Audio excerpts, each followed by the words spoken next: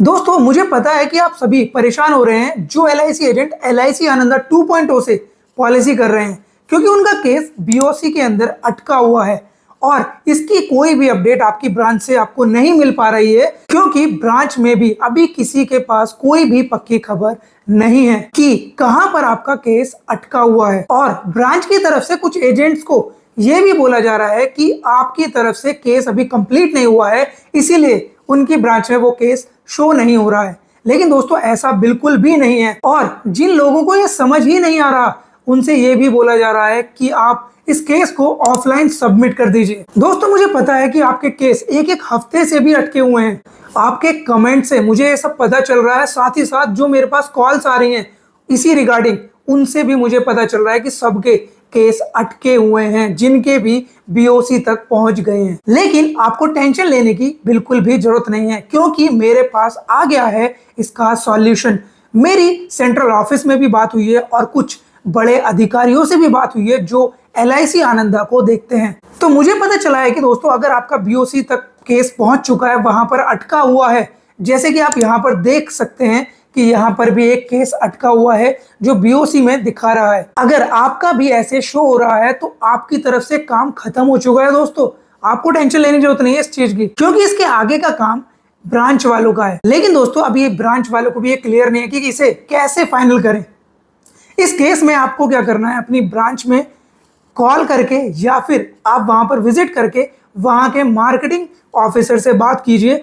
उनके पोर्टल के एमएचआर में आपका केस शो होगा, वहां जाके उसे चेक कराइए। 100% आपका केस वहां मिल जाएगा। उसके आगे का प्रोसेस वो लोग जानते हैं अच्छे से कि कैसे करना है। जैसे उन्हें वो केस मिलेगा उनके एमएचआर में, आपका केस कंप्लीट हो जाएगा। मैं आपको एक ऑडियो सुनाता हूं जहां मेरी बात हुई है। साथ ही साथ मुझे आप ये भी बताना कमेंट करके कि किस किस का केस ब्रांच में मिल गया और कंप्लीट हो गया और किसको कितने दिन लग गए। अब सुनिए। सर आनंदा 2.0 से कुछ पूछना था। क्या सर उसमें जितने भी केस हो रहे हैं वो बीओसी में जाके अटक रहे हैं और ब्रांच में वो शो नहीं हो रहे। 24 ब्रांच तारीख में को इसलिए शो नहीं हो रहे? कोई बात नहीं, परेशान ना हो। ब्रांच में शो इसलिए नहीं हो रहे, जो भी आपके मार्केटिंग ऑफिसर है ना, उन्हें बोलो उनके यहाँ एमएचआर में दिख रहे हैं वो केस। उनके यहाँ पर एमएचआर में शो हो रहे हैं। हाँ, वो अपने पासवर्ड से खोलेंगे तो एमएचआर में दिखेंगे। जब वो उसे एमएचआर से आगे बढ़ाएंगे तब दिखेगा ई फीड पे। ओके सर, ठीक है ना, ये एरर आ रही है जी, क्योंकि 24 तारीख के केस करे हुए हैं और सबके किसी का भी नहीं। एग्रीड वहीं मिलेगा, वो 100% वहीं मिलेगा। ओके सर, ठीक है, मैं बात करता हूँ। एमएचआर में, हाँ एमएचआर में बोलो, एमएचआर में देखेंगे एक बार, वहाँ मिल जाएंगे। तो ये ब्रांच में नहीं कौन हो तो मुझे देखेंगे सर? अपडेट कर देना। ब्रांच में अब देखो कितने मार्केटिंग ऑफिसर हैं और किसी न किसी के पास पहुंच रहे होंगे। जी जी जी, ठीक है है सर। ना, अभी मुझे नहीं पता किसके पास दिख रहेंगे अभी हाँ जी, एग्जैक्टली, लेकिन वो मिलेंगे वहीं पर। और अपडेट कर देना मुझे उसके बाद जैसा जी भी सीन हो। बिल्कुल अपडेट करते हैं सर। आपके लिए इतनी मेहनत कर रहा हूं दोस्तों, आपसे सिर्फ एक छोटी सी रिक्वेस्ट है, वीडियो को लाइक और शेयर करके चैनल को सब्सक्राइब जरूर कर लीजिए। इससे ना एक मोटिवेशन मिलता है और आपके प्यार और सपोर्ट की मुझे बहुत ज्यादा जरूरत है। अब दोस्तों ये तो क्लियर हो गया ना कि अब आपका अगर बीओसी में केस अटकेगा तो आपको कैसे उसे क्लियर करवाना है। ये थोड़े टाइम की बात है, क्योंकि अभी ये नया नया है। इस नए पोर्टल में अभी थोड़ी खामियां हैं, वो धीरे धीरे सुधर जाएंगी और ये एक टाइम पर बहुत अच्छा काम करेगा। कुछ एलआईसी एजेंट्स का सवाल ये भी था कि किस तरह से ओपन लिंक पर जाकर हम उस प्रोसेस को कंप्लीट कर सकते हैं जो अटका हुआ है, जैसे पुराने वाले आनंदा में जाकर करते थे। हमारी पॉलिसी कहां तक पहुंच गई, कोई ट्रैकर है या नहीं, कैसे चेक कर सकते हैं, ये सब भी आप जान लीजिए। जो पूरी वीडियो देखेगा वो सब कुछ जान जाएगा। और ये सब जानना आपके लिए बहुत ज्यादा जरूरी है, क्योंकि जब आप केस करेंगे तो आपके सामने ऐसे बहुत सारे एरर आएंगे। अगर आपको इन एरर्स के बारे में पहले से ही पता होगा तो आप स्मूथली अपने केस को जल्दी कर पाएंगे। आपका आनंदा से रिलेटेड कोई भी सवाल हो, कोई भी एरर हो, कोई भी परेशानी हो, आप मुझे कमेंट करिए। मैं उन सभी कमेंट को पिक करूंगा और उसके ऊपर नेक्स्ट वीडियो में सिर्फ उन्हीं कमेंट्स के ऊपर बात करूंगा जो आपने करे हैं। मतलब अगली वीडियो आपके कमेंट की होगी सिर्फ। देखो दोस्तों, आप जब कोई भी प्लान सेलेक्ट करके आगे सबमिट करते हो और उसकी बेसिक डिटेल डालकर आगे बढ़ते हो तो वो ना लीड में आ जाता है, लीड वाले टैब में। उसके बाद जब आगे आप प्रोसेस करते हो, आगे पेज पर जाते हो, वहां पर आपको एक ऑप्शन मिलता है सेव कोट।